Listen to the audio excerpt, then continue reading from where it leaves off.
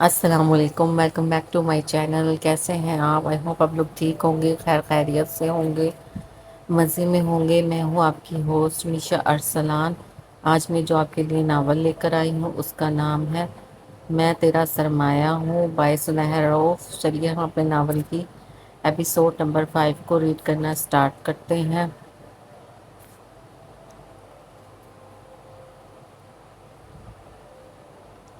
وہ سارا سامان خرید کر آ چکے تھے۔ گھر کے باہر گاڑی روکی تو کونین نے اسے دیکھا۔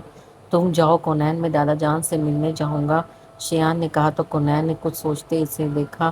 میں بھی ساتھ چلوں؟ تم کیا کرو گی جا کر؟ شیان نے حیرت سے پوچھا۔ آپ کی بیوی ہوں، آپ مجھے چھپانا کیوں چاہتے ہیں؟ کونین نے سنجیدگی سے پوچھا۔ شیان نے سنجیدگی سے اسے دیکھا اور پھر گاڑی گھر کے راستے پر ڈال دی۔ وہ صحیح کر رہا تھا یا نہیں ابھی سے معلوم نہ تھا، لیکن اس کا یہ فیصلہ اسے جلد ہی گہرے نقصان سے آشنا کرنے والا تھا۔ اس نے پہنچتے گاڑی روکی اور اندر کی طرف روانہ ہوا۔ آج سنڈے تھا تو تقریباً سب لوگ ہی گھر پر موجود تھے۔ کونین اس کے ساتھ قدم سے قدم ملانے لگی۔ وہ اس جگہ صرف اپنی حیثیت منوانا چاہتی تھی، جبکہ دل خوف سے لرز رہا تھا۔ آخر یہ وہی جگہ تھی جہاں اس کے باپ کو دھتکارا گیا تھا۔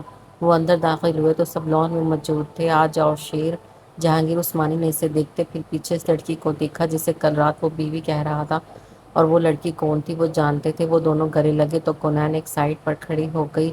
آج کل گھر کیوں نہیں آتے؟ تہذیب عثمانی نے شکوہ کرتے اس کا ماتھا چوما، کیونکہ وہ اب تک کونین کو نہ دیکھ پائی تھی۔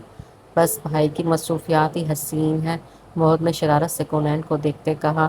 محمد شیان کے ٹوکنے پر وہ باز نہ آیا، کونین کے سامنے جا کھڑا ہوا۔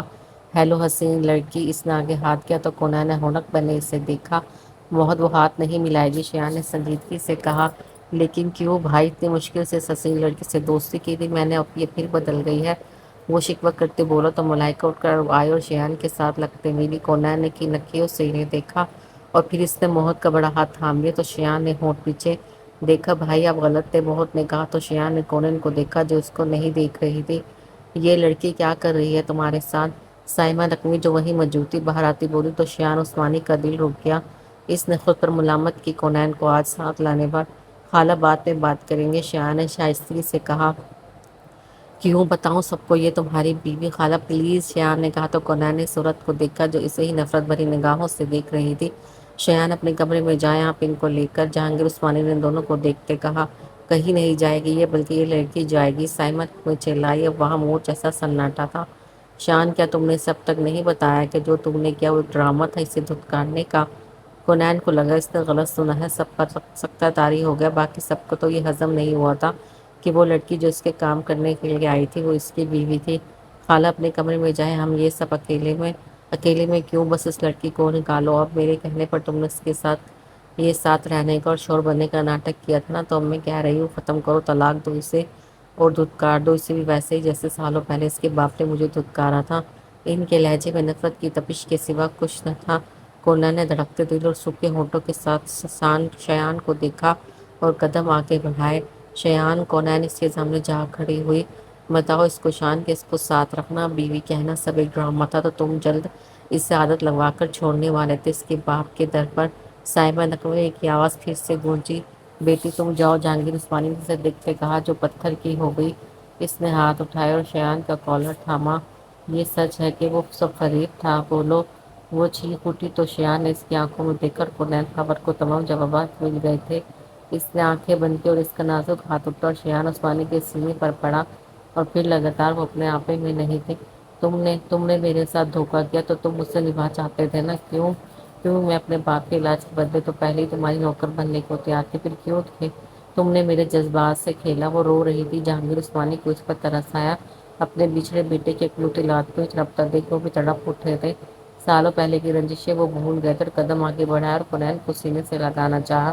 ہاتھ نہیں لگائے، مجھے میرے کچھ نہیں لگتے، اب ہمارے درمیان صرف ایک خون کا رشتہ ہے۔ میرا بس چلتا تو میں اپنے جسم کا سارا خون نکال دیتی، کیونکہ یہ آپ کے اس سرد خاندان کا ہے۔ کونین، شیان کا اس کا یہ لہجہ اپنے دادا سے برداشت نہ ہوا تو دھاڑا۔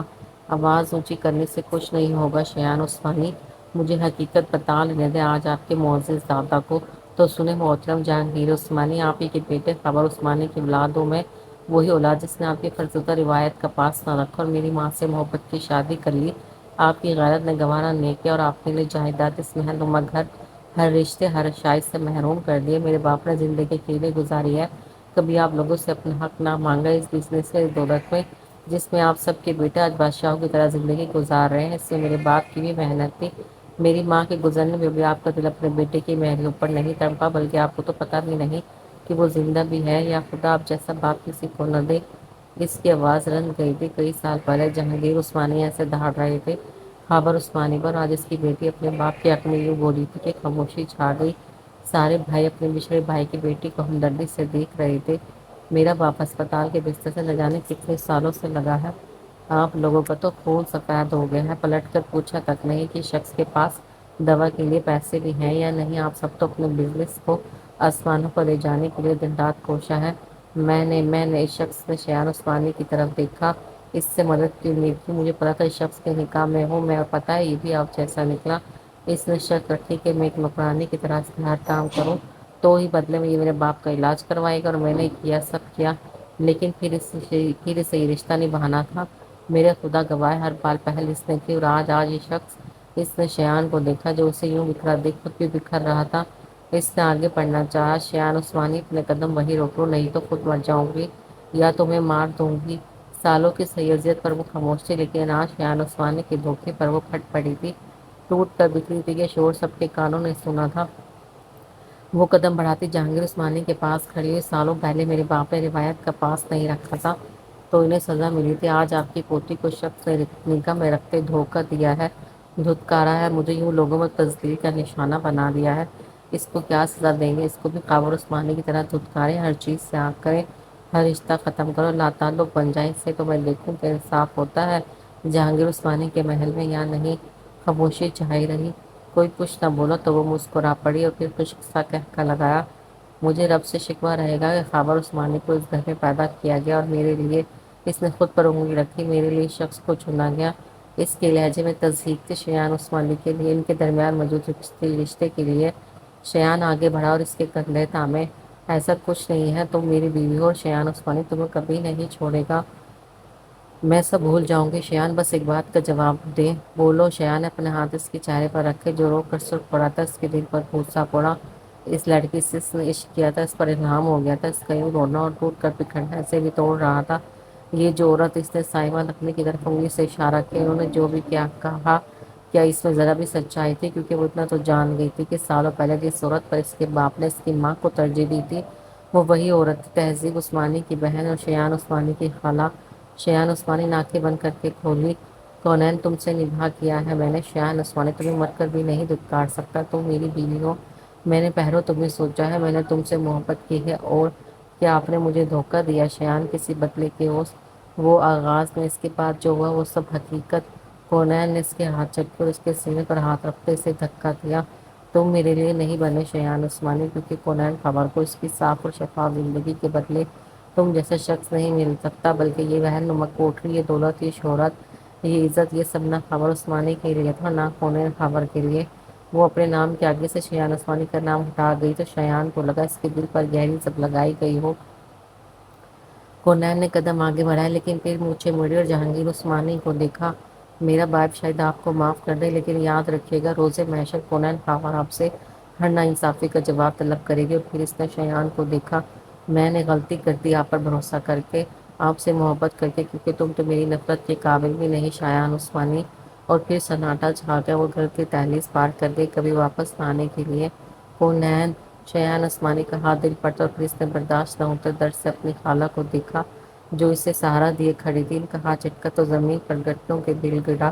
وہ میری بیوی ہے، میری، میں نے اسے دھوکہ نہیں دیا، میں نے زندگی جی ہے اس کے ساتھ، میں اسے سب تب چھوڑنے کو تیار نہ تھا جب مجھے پر اس کی محبت کا الہام نہ ہوا تھا، تو اب تو میں اسے مر کر بھی نہیں چھوڑوں گا، لیکن وہ خود کو مجھ سے دور کر لے گی، اور یہ کافی ہے میرے سانسوں کی رفتار کو بند کرنے کے لیے۔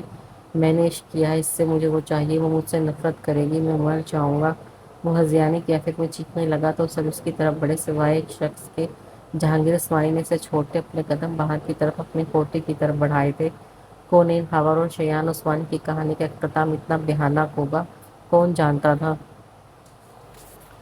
7 بجے اس کا فون مسلسل بجنے لگا۔ اس نے نیند میں ہی 2 بار کال کاٹی تھی، لیکن فون مسلسل بج رہا تھا۔ اس نے نیند میں تنگ آتے کال اٹھائی اور ویڈیو کال تھی۔ اس نے کان کے ساتھ فون لگایا۔ کیا ہے؟ میں سو رہی ہوں، بعد میں کال کیجیے گا۔ ہنی تم 10 منٹ لیٹ ہو، ریاضی کی کلاس کے لیے، سزا کے لیے تیار رہو۔ وہی وحشت سے بھری سرد و سنجیدہ سی آواز اسے کانوں میں پڑی تو وہ ہوش میں آئی اور جھٹکے سے فون کان سے ہٹاتے نمبر دیکھنے کی نیت سے فون سامنے کیا تو اندازہ ہوا کہ وہ ویڈیو کال ہے۔ اف، خلیت درست کرو، مزید 5 منٹ ہے تمہارے پاس، مخالف نے بولا اور کال کاٹ دی۔ اب فرشتے کو پتا تھا کہ واقعی اس کے پاس 5 منٹ ہے، اس سے زیادہ نہیں۔ وہ تیزی سے اٹھی اور منہ ہاتھ دھو کر فریش ہو کر باہر آئی، اپنے لیپ ٹاپ کو نکالا اور اس کی کال کا انتظار کرنے لگی۔ وہ اثر صرف اس کے خوف سے کر رہی تھی۔ کال آتے ہی اس نے کانٹیکٹ کیے۔ اس کی طرف کی اسکرین پر اندھیرا تھا جبکہ وہ پوری کی پوری کیمرے میں دیکھی جا سکتی تھی۔ کیا کتابوں کے بغیر تم اتنے لائق ہو کہ ریاضی سمجھ سکو؟ وہی آواز۔ وہ ڈر کر اچھلی اور پھر ریاضی کی کتاب اور پین اور ڈائری لے آئی۔ مخالف نے میز پر پڑا لیمپ آن کیا تو اس کے صرف ہاتھ اور اس کی ڈائری نظر آنے لگی جس پر وہ اسے سمجھانے والا تھا۔ اسے اپنے ان ہاتھوں میں کسی کی مشابہت محسوس ہوئی، لیکن ایسا کیسے ممکن تھا؟ اس شخص کی یاد پھر سے آتے ہی اس کا دل دھڑکا۔ تم سن رہی ہو؟ نہیں، فرشتے نے کہتے کال کاٹتی اور سب چیزیں خود سے دور کرتی باہر اپنے کمرے سے منسلک ٹیرس پر چلی گئی۔ اضلاع نظر پھر سے اس کے دل و دماغ پر چھا گیا تھا۔ اس کا فون مسلسل بج رہا تھا لیکن اسے کہاں پرواہ تھی۔ اسے وہ دن یاد آیا تو پھر سے کانپ گئی اور گہرا سانس بھرا۔ اب دماغ اس شخص کی طرف چلا گیا تھا۔ وہ کون تھا؟ کیوں اسے ڈرا رہا تھا؟ وہ سمجھ نہیں پا رہی تھی۔ کیا اسے کسی کو بتانا چاہیے؟ لیکن اس کے پاس کون تھا اس کی مشکلات کو سننے والا؟ تلخ سی مسکراہٹ اس کے چہرے پر چھا گئی۔ وہ رات تک وہیں ٹیرس پر موجود رہی۔ جب وہ نے کھانے کا بتایا تو باہر نکل گئی۔ کھانوں کے بعد ان سے بالوں میں تیل لگواتی وہ کتنی ہی دیر ان کے ساتھ رہی اور پھر 10 بجے کمرے میں داخل ہوئی۔ سامنے کا منظر دیکھ کر اس کی روح فنا ہوئی۔ اس کا لیپ ٹاپ ٹوٹا پڑا تھا زمین پر۔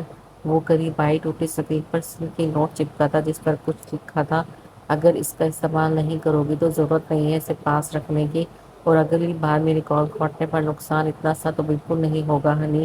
یہ چند الفاظ اس پر تحریر تھے۔ اس نے چیخ کر لیپ ٹاپ کو خود سے دور کیا تو وہ فوراً اندر داخل ہوئی۔ کیا ہوا فرشتے؟ یہ کیسے ٹوٹا؟ انہوں نے فرشتے کے ہاتھ میں دبا وہ کاغذ نہیں دیکھا تھا، صرف لیپ ٹاپ کے ٹکڑے دیکھے تھے۔ پتہ نہیں، جب میں باہر تھی تو آپ نے ٹھیک سے نہیں رکھا ہوگا اس لیے گر کر ٹوٹ گیا۔ اب کام کس پر کرو گے؟ اذلان کو بتانا پڑے گا، وہیں نہیں میں نیا بھیجے گا، وہ سب کہہ رہی تھی لیکن وہ تو اب تک لفظ اذلان اور اس لیپ ٹاپ کو دیکھتے تھمی تھی۔ پھر گہرا سانس بھرا اور کھڑی ہوئی۔ وہ اذلان کو بولے مجھے کل ہی لیپ ٹاپ چاہیے۔ بیٹا اتنی جلدی؟ اب بھی فون کرے، اس سے میرا کام ہے کرنے والا، اور اب کی بار مجھے مہنگی والا چاہیے، میری پسند کا۔ بوا نے فون کیا اور اسے بتایا تو وہ کچھ بولا کہ بوا حیران ہوئی۔ بیٹا کل اتنی جلدی وہاں سے کیسے بھیجو گے؟ فرشتے نے ہونٹ بھیجے۔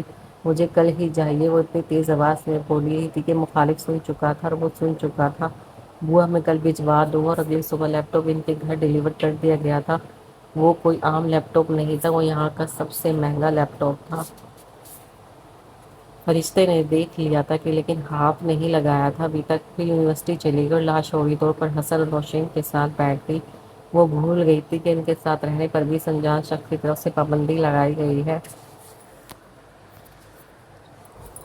میں دیکھنا چاہتا ہوں مجھ سے کتنی محبت کرتی ہو تم، اور پتہ ہے میں تمہیں کیسی لڑکی سمجھتا ہوں۔ اعظم نے اسے دیکھتے کہا جو یوں دیوار کے ساتھ لگی اب کانپ رہی تھی۔ مجھے جانے دیں۔ کیوں؟ کسی انجان شخص کے ایک بار بلانے پر چلی آئی ہو اور اب یوں ڈرامے؟ زارا کی آنکھوں سے آنسو گرنے لگے۔ کیسی لڑکی سمجھتے ہیں آپ مجھے جو یوں ہی انجان لڑکوں سے فون پر باتیں کرتی ہو اور کسی کے بھی آگے ایک بار بلانے پر چلی آئی؟ انجان لڑکوں سے؟ میرا خدا گواہ ہے میں نے آپ کے علاوہ کسی سے بات نہیں کی۔ میری محبت کی یوں تصدیق نہ کریں اور مجھے جانے دیں۔ اپنی محبت کا اظہار تو کرتی جاؤ۔ اعظم نے اس سے قریب قدم بڑھائے۔ جو محبت تھی وہ ختم ہو گئی کیونکہ مجھے نہیں پتا تھا میں نے سالوں جس شخص کی محبت کا دم بھرا وہ اتنا گرا ہوا ہوگا۔ آپ کو آپ کی محبت اسی لیے نہیں ملی کیونکہ آپ محبت کے قابل نہیں ہیں، اور قدر نہ کرو تو چھین لیا جاتا ہے عشق بھی رزق بھی۔ اعظم نے قریب آتے اس کے بازو تھامے تو وہ سہم گئی۔ اس نے سانس تک روک لی اور آنکھیں زور سے مچ لی۔ کتنی محبت ہے مجھ سے؟ سوال دہرایا گیا۔ بالکل بھی نہیں۔ کتنی محبت ہے مجھ سے اور کب سے جانتی ہو مجھے؟ اعظم اس پر ہلکا سا جھکا تھا۔ جب ہم سکول میں تھے میں آپ کی جونیئر تھی تب سے۔ وہ سر جھکائے روتے ہوئے جیسے اپنے جرم کا اعتراف کر رہی تھی۔ لیکن مجھے تم سے محبت نہیں ہے اور نہ کبھی ہوگی۔ یہ فضول قسم کی حرکتیں کرنا بند کرو، اور مجھے تم پر بالکل یقین نہیں ہے نہ جانے کتنے اور لڑکوں۔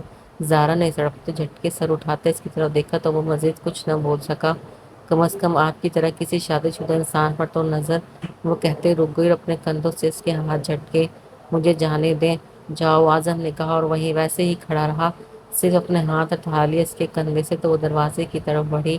آپ بے فکر رہے، آپ نے قدر والے شخص کو کھو دیا ہے۔ میں آپ کو بھی آپ کو تنگ نہیں کروں گی کیونکہ میرے پاس تو اور بھی بہت سے لڑکے ہیں بات کرنے کے لیے آپ کے بقول یہاں بلا کر عزت دینے اور میری آنکھوں کو کھولنے کا شکریہ۔ خدا حافظ۔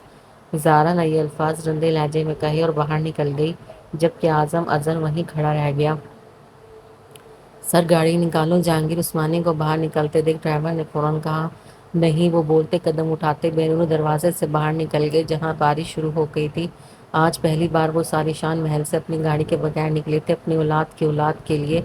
وہ تیزی سے قدم اٹھا رہے تھے کیونکہ انہیں یقین تھا وہ دور نہیں گئی ہوگی۔ اس بار وہ اپنی اولاد کی اولاد کو یوں رلتا نہیں دیکھنا چاہتے تھے۔ پہلے اس کی زندگی میں کافی محرومیاں رہی تھی ان کی وجہ سے۔ میری گڑیا اسے آہستگی سے قدم اٹھاتے دیکھ کر مطمئن ہوئے اور وہی قدم جماتے اسے دیکھا جو بوندا باندی میں بھیگنے لگی تھی۔ کونین نے واپس مڑ کر دیکھا اور پھر قدم آگے بڑھا لیے۔ میری بچی رک جاؤ، دادا کی بات سنو، وہ شفقت سے کہتے آنکھوں میں مخصوص سی چمک لیے اس سے بولے تو وہ رک گئی لیکن مڑ کر ان کی طرف نہ گئی تو جہانگیر عثمانی نے اپنے قدم اس کی طرف بڑھائے۔ کبھی بڑوں کو بھی جھکنا پڑتا ہے۔ انہوں نے اس کے پاس جاتے اپنی چادر کا ایک کونا اس پر دیا جیسے اسے زمانے کے سرد و گرم سے بچایا ہو۔ کونین کو فوراً یا شایان عثمانی یاد آیا جو یوں ہی اس کی چادر سے چھیڑ خانی کیا کرتا تھا۔ وہ سب یاد کرتے وہ آنکھیں میچ گئی۔ کہاں جا رہی ہو؟ اپنے اصل کی طرح سنجیدگی سے جواب آیا تھا۔ دادا کو معاف نہیں کرو گی کیا؟ اتنا آسان ہوتا ہے کسی کی غلطی کو پل میں معاف کر دینا؟ بچپن سے اب تک میں یہ دیکھتی آئی ہوں آپ کے پاس سب تھا، ہمارے پاس کیا تھا؟ آپ پرانے لوگوں کے لیے فرضوتہ رسومات اور روایت رشتوں سے اہم کیوں ہوتی ہے؟ وہ اپنے قدموں کو دیکھتی بول رہی تھی۔ ان سوالات کے جوابات جہانگیر عثمانی کے پاس بالکل نہ تھے۔ چلو نہیں، مجھے واپس جانا ہے جہاں سے میں آئی تھی۔ اب آپ وہاں رہے گی جہاں ہم کہیں گے۔ اور وہ بولے تو کونین نے ان کی طرف دیکھا تو وہ اسے ساتھ لگاتے اس کے ماتھے کو چوم گئے۔ نہیں، یہ وقتی سارے نہیں چاہیے ہمیں۔ وہ سخت الفاظ کا استعمال چاہ کبھی نہیں کر پائی تھی کیونکہ وہ پہلے ہی کافی بدتمیزی کا مظاہرہ کر چکی تھی ان سے، اور اگر اس کے باپ کو سب یہ پتہ چلتا تو وہ یقیناً ناراض ہوتے۔ میرا بیٹا کہاں ہے؟ آپ کے تمام بیٹے آپ کی ریاست میں موجود ہیں، لوٹ جائیں۔ کونین ان سے 2 قدم دور ہوئی اور آگے کو چل پڑی۔ لوگوں کے لیے آسان ہے معافی مانگ لینا لیکن اس شخص کی تکلیف کا کفارہ دینا کی کوئی چیز نہیں ہو سکتی جس نے سالوں اذیتوں کو اکیلے برداشت کیا ہو اور آخر میں بستر سے جا لگا ہو۔ اسے اپنے پیچھے قدموں کی چاپ صاف محسوس ہو رہی تھی لیکن وہ آگے بڑھتی چلی گئی اور اسپتال کے سامنے جا رکی لیکن پیچھے مڑ کر پھر بھی نہ دیکھا اور اپنے باپ سے ملنے سے پہلے ریسیپشن پر آئی۔ مجھے اپنے والد صاحب کو یہاں سے لے کر جانا ہے۔ پر مس وہ کافی بہتر ہو گئے ہیں اسے اچانک، بس میں انہیں یہاں سے لے کر جانا چاہتی ہوں اور جو ان کا علاج کروا رہے تھے ان سے کہیے گا اس لڑکی نے آپ کی نوکری کر کے آپ کے لگائے پیسوں کا حساب برابر کر دیا۔ لڑکی نے پیچھے اس بزرگ کو دیکھا جن کی چال جن کے نقوش انہیں روبدار اور وجیحہ بنا رہے تھے۔ انہوں نے سر ہاں میں ہلایا تو ریسیپشن پر بیٹھی لڑکی نے سر ہاں میں ہلایا۔ کونین اپنے باپ کے کمرے میں چلی گئی جبکہ جہانگیر عثمانی بھی لڑکھڑاتے قدموں سے اس کے پیچھے ہو لی اور دروازے کے باہر جا کر رکے تو بالآخر کونین نے پھر مڑ کر انہیں دیکھا۔ چلیں گے نہیں اندر؟ وہ استفسار کرنے لگی تو جہانگیر عثمانی لرزتے ہاتھوں اور قدموں سے دروازہ کھولتے اندر داخل ہوئے جہاں خاور عثمانی بستر پر آنکھیں مونڈے پڑے تھے۔ بابا! کونین کی آواز پر انہوں نے مسکراتے آنکھیں کھولی لیکن سامنے موجود شخص کو دیکھ کر پتھر کے ہو گئے۔ ابا جان! ان کے لبوں سے ادا ہوا تو جہانگیر عثمانی نے آنکھیں پل کے لیے بند کی۔ یہ وہ خاور عثمانی نہیں تھا جسے انہوں نے ڈھالا تھا، وہ روایت کو پاس نہ رکھنے پر، لیکن یہ تو کوئی کمزور سا جھریوں زدہ چہرہ اور شکل سے بھرے کپڑوں میں موجود ہڈیوں کا ڈھانچہ تھا۔ اپنے تمام بیٹوں کی سہولیات اور صحت مند وجود یاد کرتے انہیں لگا رب انہیں اتنی ناانصافی پر معاف نہیں کرے گا تو وہ پلٹنے لگے۔ ابا جان مل کر تو جائیں۔ خاور عثمانی کی طرف پر کونین نے انہیں دیکھا، وہ تو سالوں بعد بھی اپنے باپ کی بے رخی پر مچل اٹھے تھے۔ جہانگیر عثمانی قریب آئے اور پھر خاور عثمانی کو گلے لگا لیا۔ میرے خاور! کافی دیر وہ دونوں یوں ہی گلے لگے رہے۔ کبھی لفظوں سے زیادہ خاموشی اہمیت رکھتی ہے۔ معاف کرنا اپنے باپ کو، رب کو اور تمہاری ماں کو، نہ جانے کیسے منہ دکھاؤں گا۔ وہ دونوں باپ بیٹے رو رہے تھے۔ کونین آہستگی سے باہر نکل گئی۔ اس گھر میں جانے کا کچھ تو فائدہ ہوا تھا کہ اس کے باپ کو سالوں بعد اپنے باپ کی شفقت نصیب ہو گئی تھی اور وہ جانتی تھی کہ اب خاور عثمانی بہتر ہو جائیں گے۔ شاید سالوں بعد اپنے والد سے مل کر ان کی بے چینی دور ہوئی تھی لیکن نہیں، کچھ دیر بعد اندر سے چیخ کی آواز سنتی وہ فوراً اندر داخل ہوئی۔ جہاں اس کے باپ کی سانسیں تیز ہوئی۔ بابا بابا وہ دوڑتی ان کی طرف گئی۔ آپ نے کچھ کہا ہے نا میرے بابا کو بھی تو وہ بالکل ٹھیک تھے۔ کونین جہانگیر عثمانی پر چیخی تو کاوڑ عثمانی نے اس کا ہاتھ تھاما اور سر نہ میں ہلایا۔ ان کی طبیعت خوشی اور غم کے احساسات سے خراب پڑی تھی۔ جب انسان کو اچانک وہ خوشی دے دی جائے جس کی اس نے امید چھوڑ دی ہو تو شاید انسان ایسے ہی ہو جاتا ہے۔ اتنی دیر میں ڈاکٹر آ گئے تھے، انہیں چیک کیا گیا اور اب آدھے گھنٹے بعد ان کی طبیعت کچھ سنبھلی تھی۔ آپ جائیں یہاں سے، اس نے جہانگیر عثمانی کو کہا تو وہ خاموشی سے اسے دیکھنے لگے لیکن اپنی جگہ سے ہلے نہیں۔ خاور عثمانی نے ہوش میں آتے پھر اپنے باپ کو مسکراتے دیکھا تھا اور ان کی طرف ہاتھ بڑھایا تو جہانگیر عثمانی نے پہلے کونین کو دیکھا اور پھر اپنے بیٹے کے پاس پڑے اسٹول پر بیٹھ گئی۔ میری بیٹی نے ملوا دیا مجھے آپ سے، خاور عثمانی آہستگی سے مسکراتے بولے تو جہانگیر عثمانی مسکرا بھی نہ سکے۔ کیا بتاتے انہوں نے کہ سالوں پہلے انہوں نے دھتکارا دیا تھا اور آج اس گھر میں ان کی بیٹی کو ہم کب جائیں گے گھر کونین؟ انہوں نے کونین سے پوچھا تو وہ ان کے پاس آئی۔ میں ڈاکٹر سے پوچھتی ہوں۔ وہ باہر نکل گئی تو جہانگیر عثمانی نے بیٹے کو تھاما چوما جو کچھ ہی لمحوں میں صحت مند نظر آنے لگا تھا انہیں۔ بابا سب کیسے ہیں گھر؟ سب ٹھیک ہے، تم آرام کرو۔ جہانگیر عثمانی اٹھنے لگے کہ کونین کو دیکھ سکے۔ کہاں جا رہے ہیں؟ خاور عثمانی نے تڑپ کر پوچھا۔ تمہاری اولاد کو سنبھالنے جو مجھ سے سخت خفا ہے۔ وہ بولتے باہر نکل گئے تو خاور عثمانی مطمئن ہوتے آنکھیں موند گئی۔ پھر جہانگیر عثمانی نے سب خود کیا تھا۔ شام تک ان کے رہنے کا انتظام، ان کے گھر کا سامان سب، ہسپتال کا سارا خرچہ سب، اور سب وہ واپس آتے کونین کے ساتھ بیٹھے جو باہر ہی تھکی سی بیٹھی تھی۔ جہانگیر عثمانی اس کے ساتھ بیٹھے اور پھر سے اپنی چادر کو اس پر ڈالتے اسے جیسے خود میں چھپا لیا۔ اب کی بار اس نے حرکت کی اور اپنا سر جہانگیر عثمانی کے سینے سے لگاتے ہچکیوں سے رونے لگی۔ کیا ہم باپ بیٹی اتنے برے ہیں دادا جان؟ بالکل نہیں، میری گڑیا تو سب سے پیاری ہے۔ وہ اس کے ماتھے کو چومتے شفقت سے بولے۔ دیکھیں پھر بھی آپ کے پوتے نے مجھے دھتکار دیا، مجھے دھوکہ دیا۔ تمہیں اس سے محبت ہے؟ نہیں، وہ سختی سے بولی تو جہانگیر عثمانی چپ ہو گئی کیونکہ وہ جانتے تھے وہ جھوٹ بول رہی تھی۔ نہیں تو کبھی ان کے پوتے کی شکایت یوں روتے نہ کرتی۔ سب ٹھیک کر دے گا وہ۔ نہیں، مجھے اس سے نہیں ملنا اب۔ وہ ضدی بن رہی تھی یا شاید اب اسے اندازہ ہو گیا تھا کہ اس کے پیچھے بھی کوئی ہے جو اسے ہر حال میں سپورٹ کرے گا۔ دادا نہ مجھے یا شیان میں سے کسی ایک کو چنیان۔ میں اسے گرتے دیکھ بھی تو آپ کے پیچھے آیا ہوں میری گڑیا، کیا آپ بھی ترجیح دینے کو کچھ رہتا ہے؟ وہ بولے تو وہ مطمئن ہو گئی لیکن دل پل کے لیے دھڑکا اور اس کی حالت کا سن کر لیکن نظر انداز کر گئی۔ آپ اسے کبھی نہیں بتائیں گے کہ ہم کہاں ہیں؟ ٹھیک ہے، وعدہ کرے۔ کونین نے آنکھوں میں دیکھتے وعدہ لینا چاہا جیسے اسے یقین نہ ہو کہ اس کے دادا اپنے پوتے کو نہیں بتائیں گے۔ وعدہ؟ اسے کبھی ہم تک نہیں پہنچنے دیں گے۔ وہ پھر سے بولی۔ وہ آپ سے عشق کا دعویٰ کرتا ہے، اس کے عشق کو جانچ لیتے ہیں آپ کے ساتھ ہی۔ میں آپ کو چھپا دوں گا آپ کے وعدے کے مطابق۔ دیکھتے ہو کتنی دیر لگاتا ہے آپ تک پہنچنے میں۔ انہیں کہا تھا کہ وہ اس تک نہیں پہنچنے دیں گے شیان کو۔ انہوں نے کہا تھا وہ وقت لگائے گا لیکن پہنچ جائے گا۔ ہم کبھی بھی اس سے نہیں ملیں گے۔ وہ جیسے سہارا ملتے اس کی ساری شکایت لگا رہی تھی۔ آپ اپنی جگہ چھوڑ رہی ہیں کونین؟ کونین خاموش ہو گئی، اس بات کا جواب نہ تھا اس کے پاس۔ اسے یاد آیا شیان نے کہا تھا اس کی زندگی میں کسی اور کی گنجائش نہیں بنتی، اور وہ جانتی تھی کہ وہ سچ تھا۔ وہ یہ بھی جانتی تھی کہ دھوکہ جیسا شاید آغاز میں ہو رہا تھا لیکن اس کے بعد کے سارے لمحات، سارے جذبات سچے تھے شیان عثمانی کے، کیونکہ اس نے اس کی آنکھوں میں سچائی دیکھی تھی ہر بار خود کے قریب آنے پر۔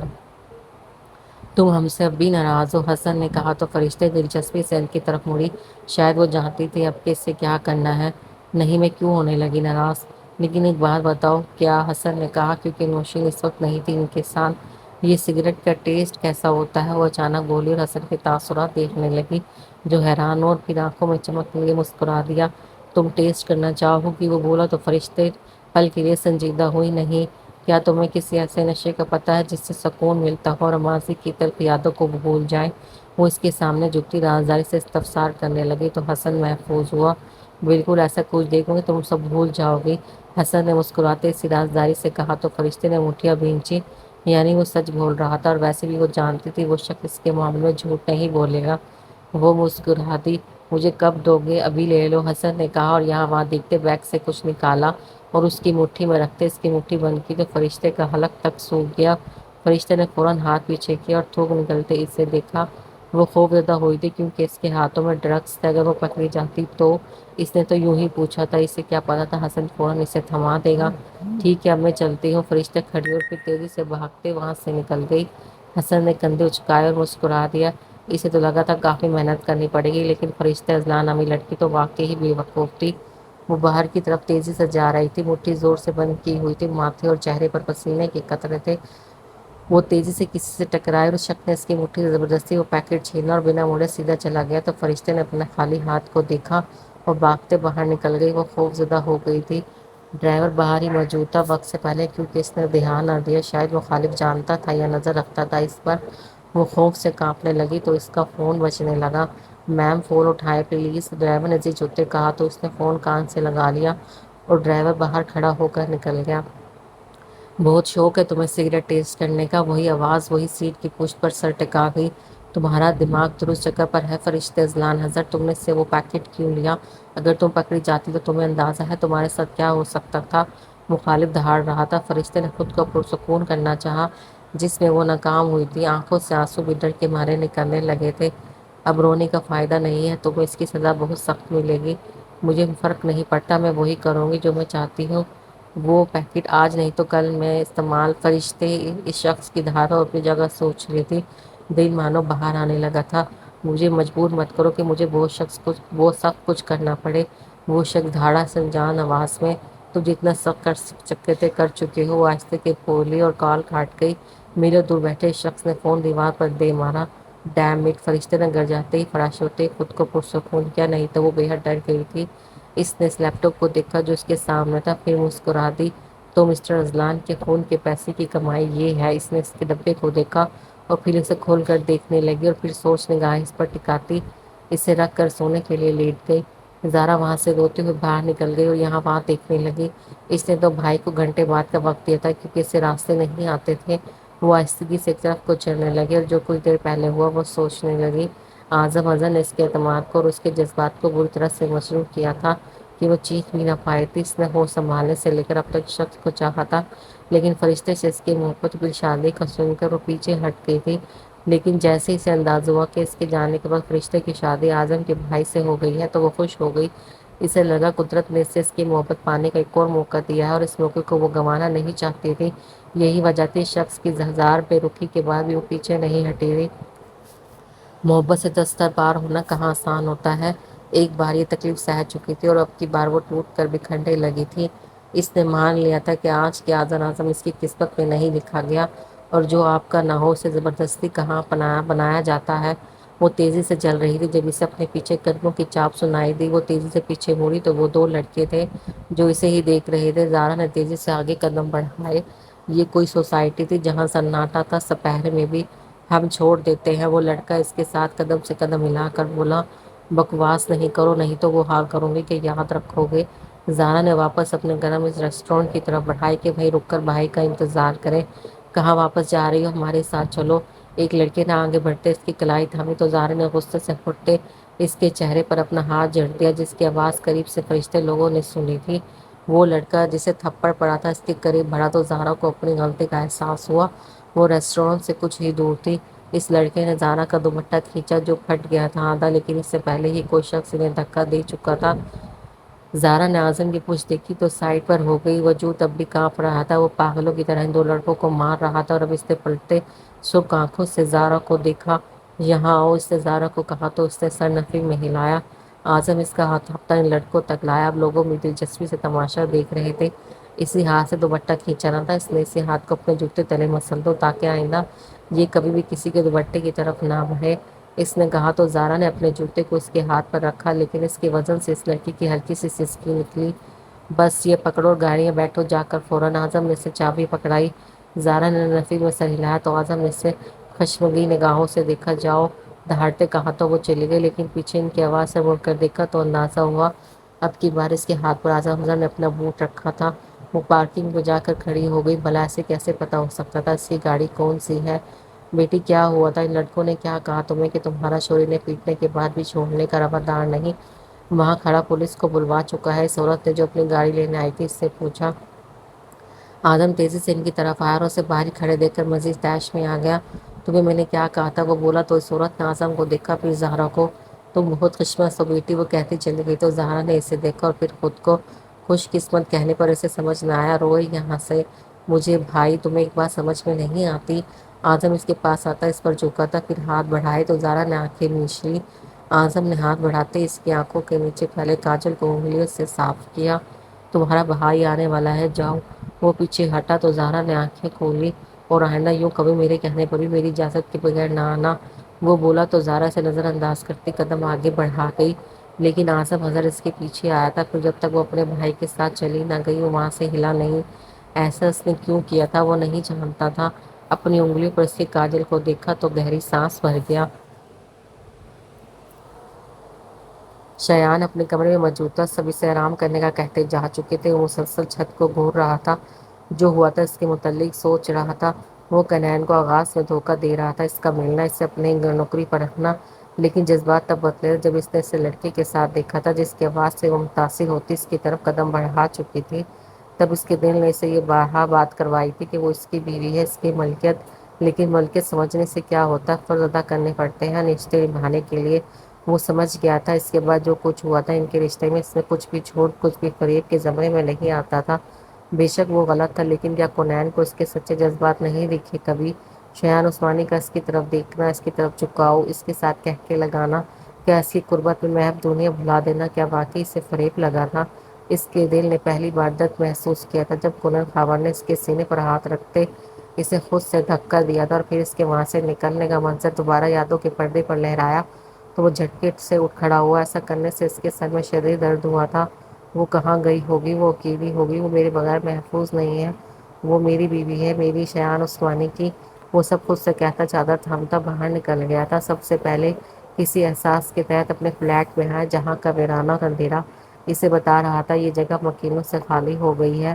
کونین، اس نے پھر بھی آواز دی تھی۔ محبت والے تو معجزوں پر یقین رکھتے ہیں نہ، تو بس اس نے بھی اسے یقین کے ساتھ اسے آواز دے ڈالی کہ شاید کسی کونے، کسی دروازے کے پیچھے سے وہ نمودار ہو جائے اور مسکرا دے۔ وہ 20 منٹ وہاں کھڑا رہا، اس کے ساتھ گزارے خوشگوار لمحوں کو محسوس کرتا رہا، اور پھر باہر نکل گیا۔ یہ گھر نہ جانے کب دوبارہ کونین شایان کی خوشبو اور آواز سے آباد ہوتا۔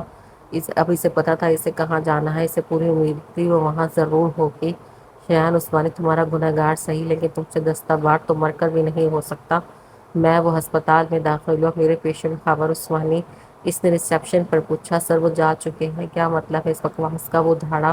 جی سر، وہ جا چکے ہیں، ان کی بیٹی نے یہاں سے لے جا چکی ہے، اور انہوں نے آپ کے بارے میں کچھ کہا ہے؟ وہ لڑکی سہم کر اس سے پوچھنے لگی، آیا وہ اس لڑکی کا دیا پیغام سننا چاہتا بھی ہے یا نہیں؟ کیا کہا اس نے؟ وہ دھڑکتے دل سے پوچھنے لگا۔ انہوں نے کہا کہ اپنے باپ کے علاج کے پیسے انہوں نے آپ کے ہاں نوکری کر کے پورے کر دیے ہیں۔ کیا سر واقعی ایسا ہے، یا ان کے خلاف کوئی کارروائی کرنا چاہیں گے آپ؟ اسے یہ الجھا دیکھ کر لڑکی نے اپنی رائے دینا ضروری سمجھا۔ اپنا کام کرے، وہ سنجیدگی سے کہتا باہر نکل گیا تو لڑکی خجل سے ہوئی۔ وہ باہر نکل گیا لیکن فوراً واپس اندر آیا۔ کیا اس لڑکی کے ساتھ کوئی اور بھی تھا؟ اس نے کسی احساس کے تحت پوچھا۔ جی ایک بزرگ تھے، اور وہ باہر نکل گیا۔ جہانگیر عثمانی جانتے تھے؟ کونین کہا۔ وہ تیزی سے گاڑی بھگاتا گھر گیا۔ وہ گھن چکر بنی گیا تھا، اس کا سر درد سے پھٹنے کے قریب تھا، لیکن وہ یوں ہار نہیں ماننا چاہتا تھا۔ دادا جان، رات کے 12 بجے وہ ان کا دروازہ کھٹکھٹا رہا تھا۔ اندر موجود شخص آزودگی سے مسکرا دیا۔ اپنے پوتے کی حالت ان سے کہاں دیکھی جانی تھی؟ دادا جان پلیز دروازہ کھولیں۔ جب وہ 10 منٹ بعد بھی نہ ہٹا تو انہیں مجبوراً اٹھ کر دروازہ کھولنا پڑا۔ دادا جان، کونین کہاں ہے؟ وہ اندر آتا ان کے ہاتھ تھامتا بولا۔ ہم کیسے جانتے ہوں گے؟ انہوں نے نگاہیں چراتے کہا۔ دادا جان پلیز، میں نے گرتے آپ کے قدم میرے بجائے اس کی طرف بڑھتے دیکھے تھے، یہی وجہ تھی کہ میں نے آنکھیں موند لی تھی کہ آپ ہیں اس کے ساتھ۔ جہانگیر عثمانی نے اسے حیرت سے دیکھا۔ وہ کہاں انہیں خود سے زیادہ محبت نہیں کرنے دیتا تھا، اور کہاں وہ مطمئن ہوا تھا درج میں بھی کہ وہ ساتھ ہے اس کی بیوی کے؟ کیا آپ نے اسے شاید دھوکہ دیا ہے شایان؟ وہ بیٹھ گئے تو وہ ان کے ساتھ تھماتا گھٹنوں کے بل ان کی کرسی کے پاس بیٹھ گیا۔ آغاز میں بس، اس کے بعد سب سچ تھا۔ وہ میری بیوی ہے دادا جان، میں نبھانا چاہتا تھا اس کے ساتھ۔ میں نے کبھی کسی لڑکی میں وہ کشش نہیں دیکھی جو اس میں دکھتی ہے مجھے اور اپنی طرف مائل کرتی ہے مجھے۔ میرا دل بغاوت پر اتر آیا تھا پہلی بار، میں نے زندگی میں پہلی بار اور آخری محبت اس لڑکی سے کر لی ہے۔ وہ مجھے میری لگتی ہے، بس میری۔ وہ آس پاس تھی تو مجھے لگتا تھا میں مکمل ہوں دادا جان۔ وہ کہاں ہے مجھے بتائیں، میں معافی مانگ لوں گا، اس سے کچھ بھی کروں گا۔ کیا معافی مانگنا اتنا آسان ہے میری جان؟ وہ کھوئے کھوئے سے بولے۔ وہ دادا پوتے بیٹی کا اتنا نقصان کر چکے تھے، انہیں اندازہ ہو گیا تھا۔ میں مانگ لوں گا، میں منا لوں گا اسے، مجھ سے محبت کرتی ہے، مان جائے گی۔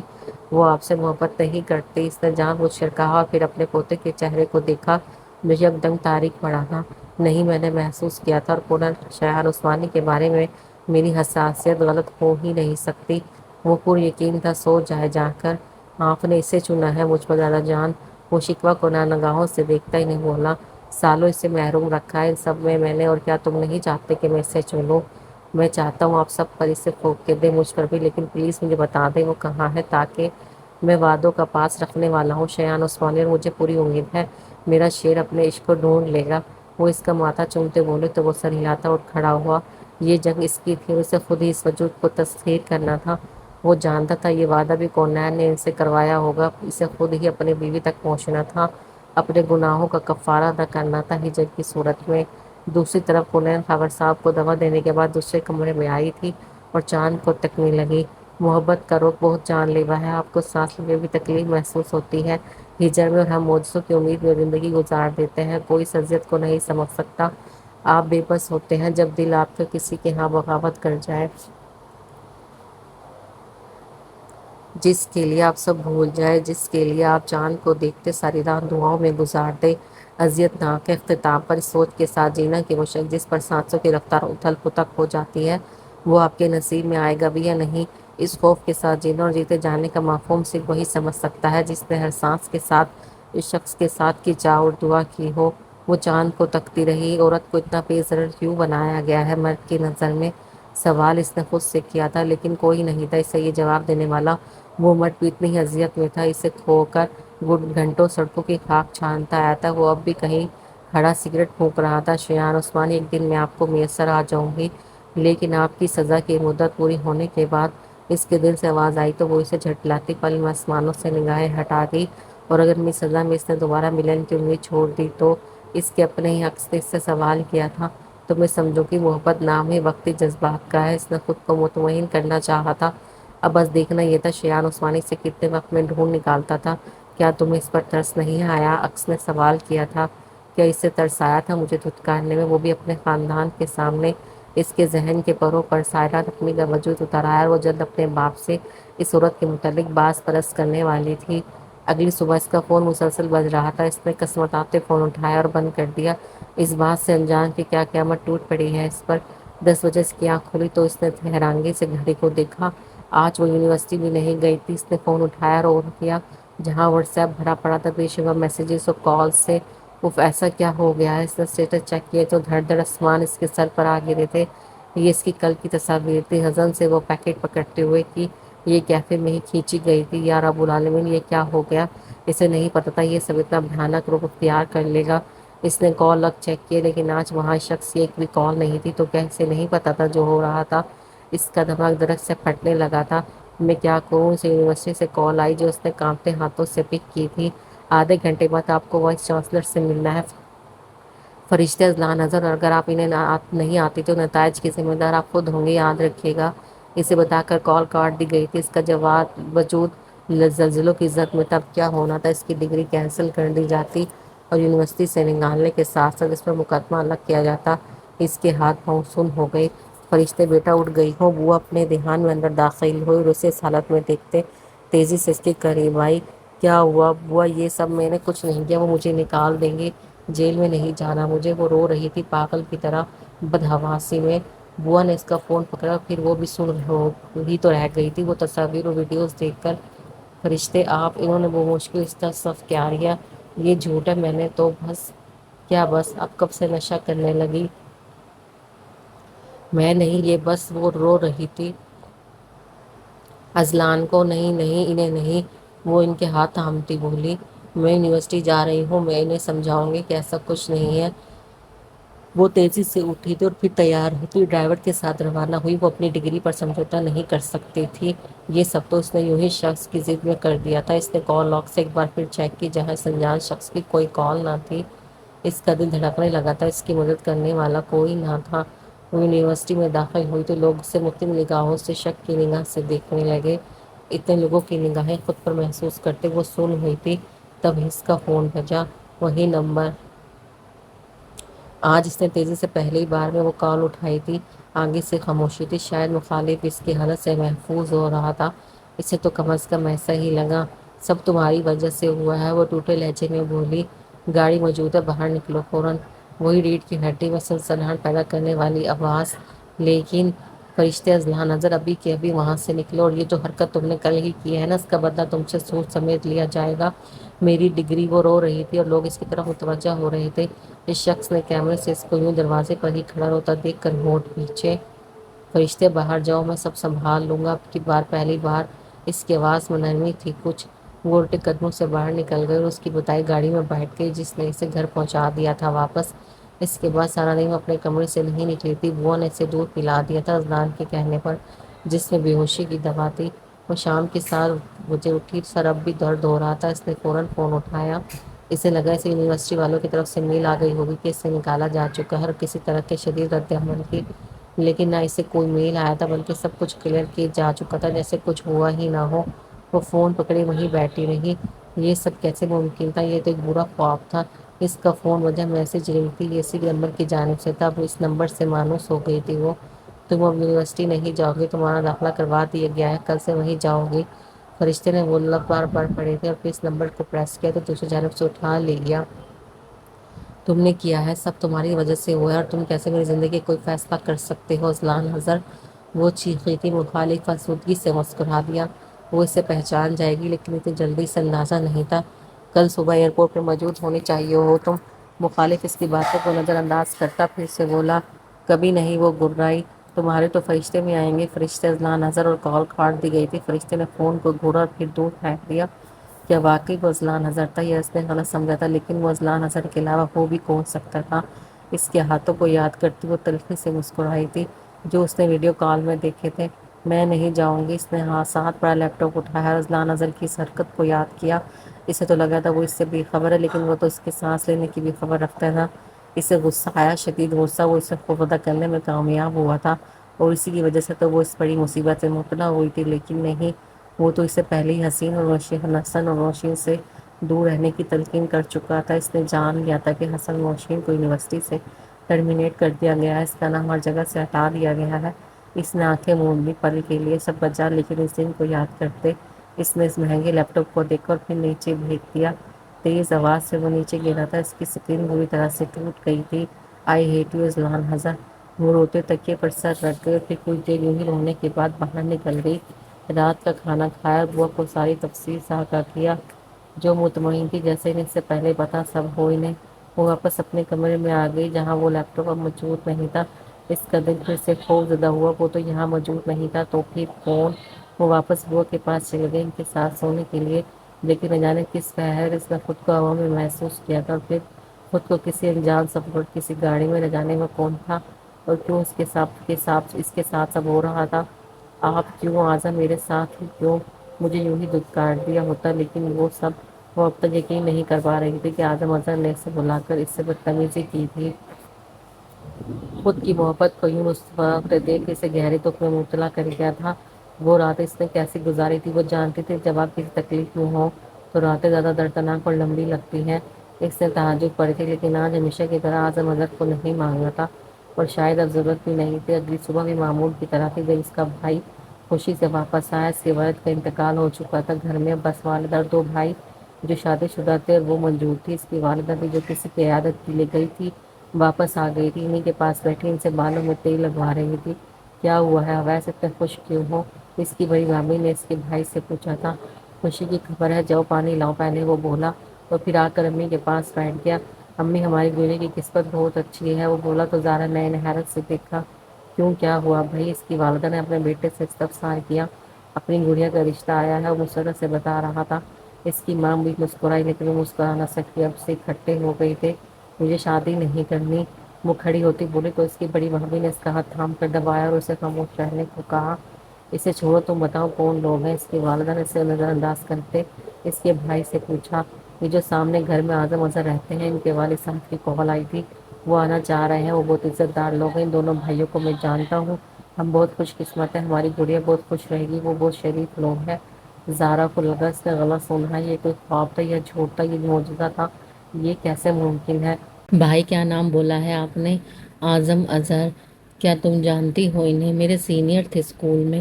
اذلان اظہر کا بھائی اور اظہر صاحب کا بیٹا۔ وہ سب کو تفصیل بتانے لگا، لیکن زارا تو اپنی جگہ سنتی یہ سب اچانک ابھی کل ہی تو وہ کچھ بھی نہیں سمجھ پا رہی تھی کہ کیا دعائیں قبول کی جا چکی تھی، کیا اسے منع کرنا تھا یا جو ہو رہا تھا ہونے دینا چاہیے تھا۔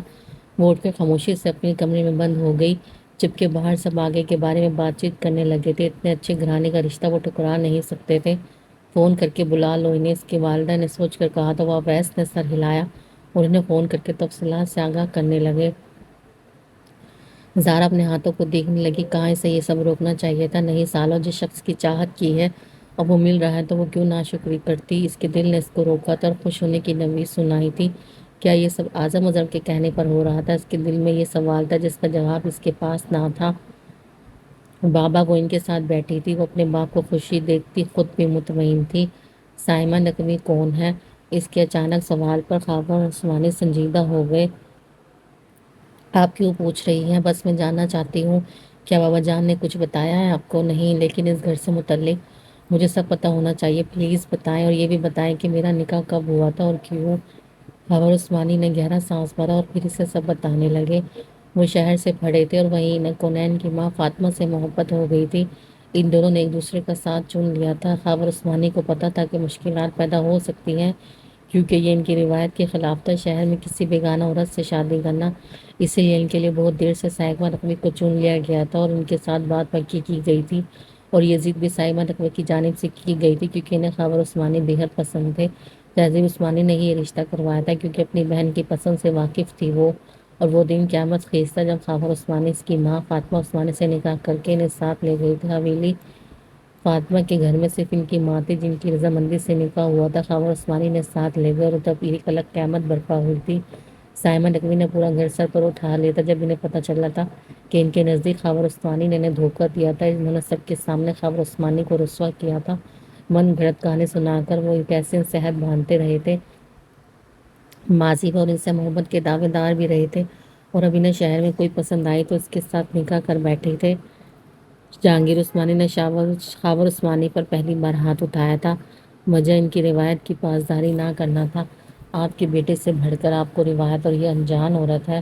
وہ افسوس سے اپنے باپ سے مخاطب ہوئے۔ اپنے باپ سے اونچی آواز میں بات کرتے وہ گناہگار نہیں بن سکتے تھے۔ جہانگیر عثمانی کا روپ تھا کہ تمام بھائی خاموش کھڑے تھے، حالانکہ دل ہمک رہا تھا بھائی کے حق میں بولنے کے لیے۔ تم اپنی بیوی کو رکھ سکتے ہو لیکن تمہیں ساتھ ہی سائمہ سے بھی نکاح کرنا ہوگا، بولو منظور ہے؟ جہانگیر عثمانی نے اپنا فیصلہ سنایا تو وہ خاموشی چھا گئی، جبکہ سائمہ نقوی مسکرائی تھی۔ فاطمہ عثمانی جو کب سے خاموش تھی، انہوں نے جھٹکے سے سر اٹھاتے خاور کو دیکھا۔ محبت میں وہ ڈوبی عورت کیسے کسی دوسری عورت کا حق اپنے شوہر پر تسلیم کر دیتی؟ انہوں نے خاور عثمانی کا ہاتھ تھاما جیسے انہیں فاصلے سے باز رکھنے کی درخواست کی ہو۔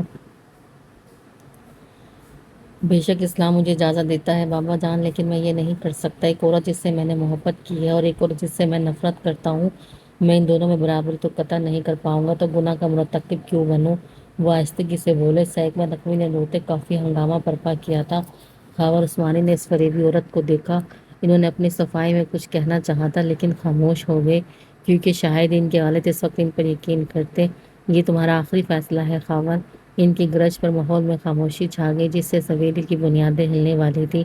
جی، وہ نگاہیں بند کرتے بولے۔ تو ٹھیک ہے، آج سے ہمارا تمہارے ساتھ کوئی رشتہ نہیں ہے، تمہیں جائیداد اور ہر چیز سے آگاہ کیا جاتا ہے، تم چلے جاؤ، لوٹ کر پھر کبھی مت آنا۔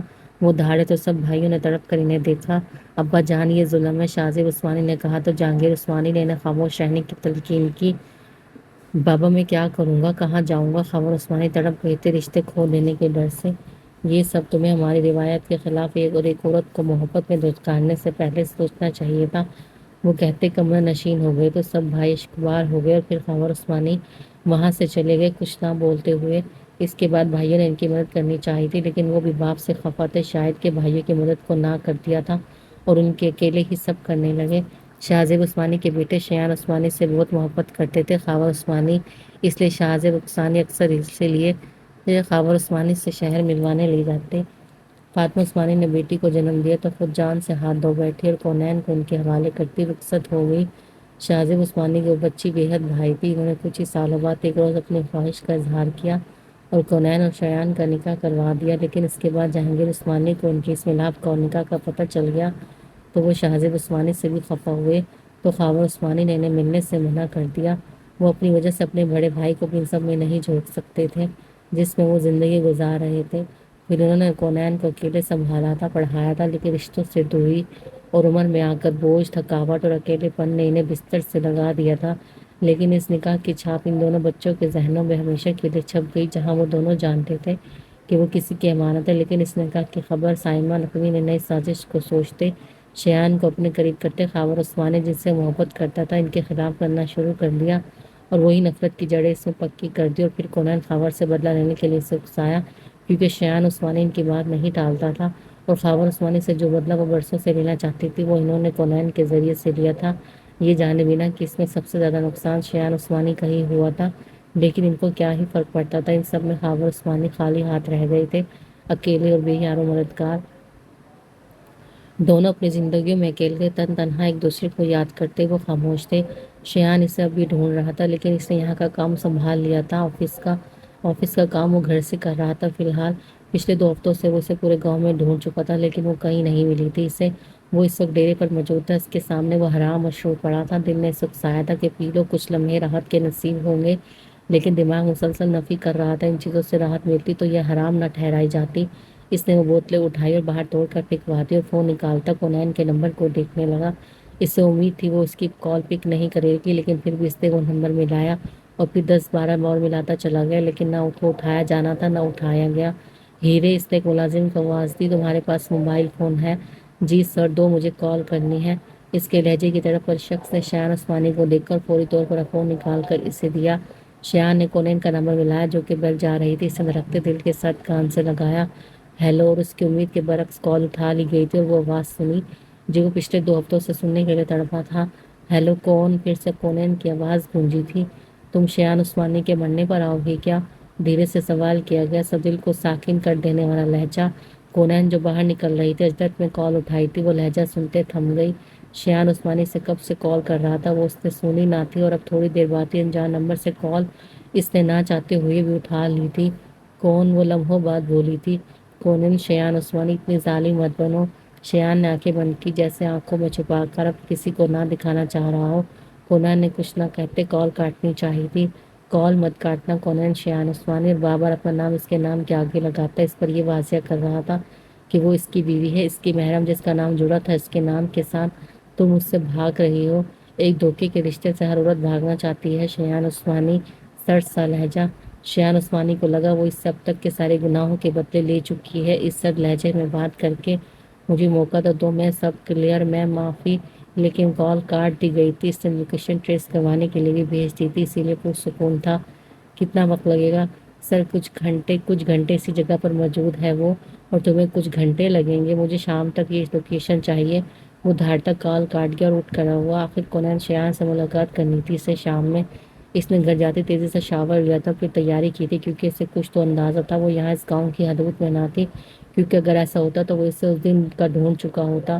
وہ جہانگیر عثمانی کے کمرے میں آیا جہاں وہ بیٹھے کچھ پڑھ رہے تھے۔ دادا جان، ارے آ جاؤ یار۔ جہانگیر عثمانی نے اس کے لیے جگہ چھوڑی تو وہ ہلکا سا مسکراتا بیٹھ گیا۔ ان 2 ہفتوں میں پہلی بار وہ مسکرایا تھا، جہانگیر عثمانی نے نوٹ کیا۔ لگتا ہے اب اپنی منزل کے قریب ہے برخوردار، انہوں نے کہا تو وہ محض سر ہلا گیا۔ اسے کوئی تکلیف نہیں ہونی چاہیے شایان، کوئی زور زبردستی نہیں۔ تو وہ بولے تو شایان نے شکوہ کناں نگاہوں سے دیکھا۔ آپ کو لگتا ہے اب میں کچھ غلط کروں گا اس کے معاملے میں؟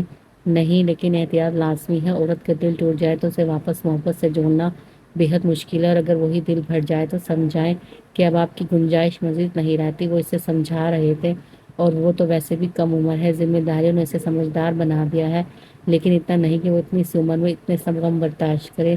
میں پوری کوشش کروں گا دادا جان۔ کوشش نہیں کرنی، محرم رشتوں میں کوشش نہیں کرتے، بس کر جاتے ہیں جو حکم۔ آپ کی پوتی پر یہ دل برے طریقے سے آ گیا ہے، جب تک وہ میسر نہیں ہوئی شایان عثمانی یوں ہی در بدر پھرتا رہے گا خالی ہاتھ۔ وہ ان سے پیار لیتا باہر نکل گیا۔ شام کے 7 بج گئے تھے، لیکن اسے ابھی تک لوکیشن نہیں ملی تھی۔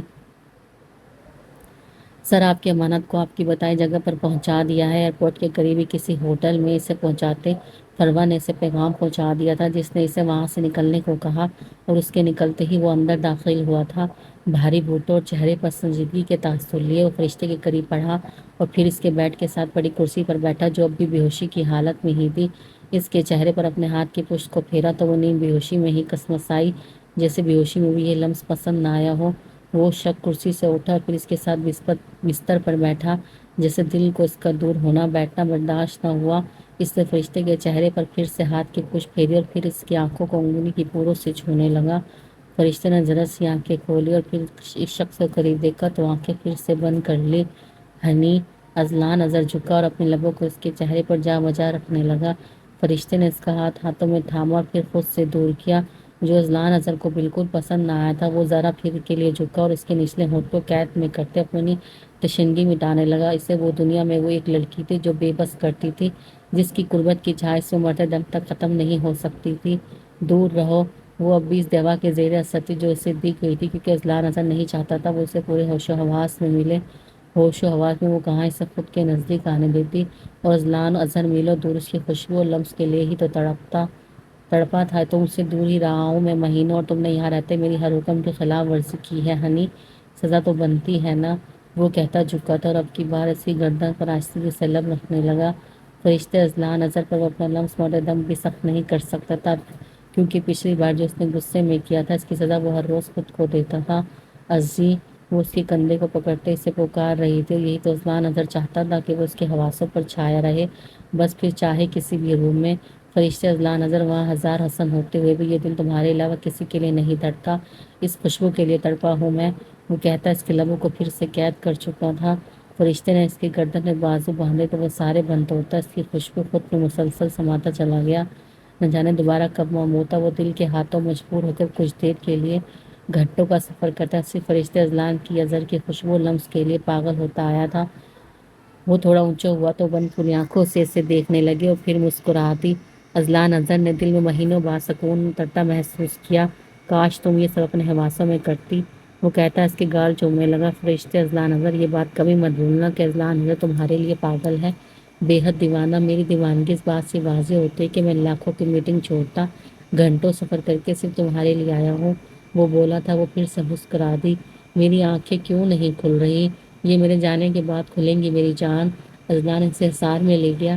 سر اس حسن نامی شخص کو پکڑ لیا گیا ہے، کیا کرنا ہے آگے؟ اسے اطلاع دی گئی تو اس نے فرشتے کو دیکھا۔ میں آ رہا ہوں 10 منٹ میں۔ اوکے سر، اس سڑک کے بعد آپ کی فلائٹ ہے۔ اوکے، وہ کہتا فرشتے کے نزدیک ہوتے کہ آخری بار اس کی خوشبو خود میں اتارنے لگا۔ اذلان نے اسے جھٹکے سے اٹھا کر بٹھایا جیسے اسے کچھ ہوش میں لانے کی کوشش کی ہو، اور چہرے پر سخت تاثرات سجا لیے۔ فرشتے مجھے سن رہی ہو؟ اذلان، فرشتے نے آنکھیں کھولتے اس کے چہرے کو چھونا چاہا جیسے یقین کر رہی ہو کہ وہ واقعی موجود ہے یا نہیں۔ تمہیں سمجھایا تھا نا کہ تمہیں اس دوستوں سے دور رہنا ہے۔ اذلان نے اس کے بازو سے تھامتا سخت لہجے میں بولا تو وہ سہم گئی لیکن کوئی حرکت نہ کر پائی۔ کل سے تم گرلز کالج جاؤ گی، اور اگر دوبارہ لیپ ٹاپ توڑا تو مجھ سے برا کوئی نہیں ہوگا۔ پرواہ۔ اس نے نمبر ملایا، فون کان سے لگایا اور اسے دیکھا جو بند ہوتی آنکھوں کو زبردستی کھولے سے ہی دیکھ رہی تھی۔ فرشتے کو گھر پہنچاؤ اور میرے بیگ سے لیپ ٹاپ نکال کر پہنچا دینا، اور اٹھنے کے بعد اس کو دوا دینی ہے تاکہ سر میں درد نہ ہو۔ وہ اسے سب سمجھا رہا تھا۔ اوکے سر، فروا نے تابعداری سے کہا۔ تم کل سے ساتھ رہو گی فرشتے کے، کالج میں انتظام میں کروا چکا ہوں سارے۔ جی سر، اور کال کاٹ دی گئی۔ اذلان واپس مڑا اور اس کی طرف آیا۔ جلد ملاقات ہوگی آپ سے زندگی۔ وہ جھکتا اس کے چہرے پر جا بجا لمس چھوڑتا پیچھے ہوا اور پھر بنا پیچھے مڑے واپسی کے راستے پر نکل گیا۔ اس نے حسن پر کیس کرتے ہوئے اسے اریسٹ کروایا تھا، وہ واپسی کی فلائٹ پکڑ چکا تھا، اب اسے سارا کام مکمل کرنا تھا وہاں کا۔ فرشتے کو فروا جیسے لائی تھی ویسے پہنچا چکی تھی، لیکن یہ ملاقات فرشتے اور اذلان اظہر دونوں ہی نہیں بھولنے والے تھے۔